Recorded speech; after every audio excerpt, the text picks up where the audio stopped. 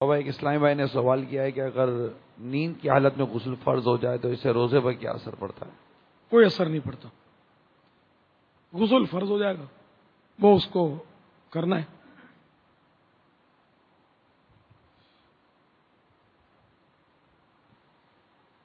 اور کہ ہو جائے تو کہ ہو جائے، کہ اگر خود بخود ہو جاتی ہے تو بھلے نہ کتنی بھی ہو، اس سے روزہ نہیں جاتا.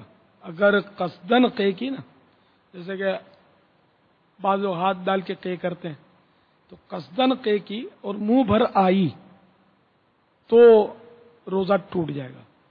جبکہ اس میں غذا یا پانی یا سفرہ، پیلا پانی آتا ہے، یہ نکلا.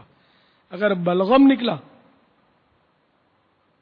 منہ بھر، تب بھی روزہ نہیں ٹوٹے گا، نہ یہ ناپاک. تو جو منہ بھر کے ہوتی ہے وہ ناپاک بھی ہوتی ہے.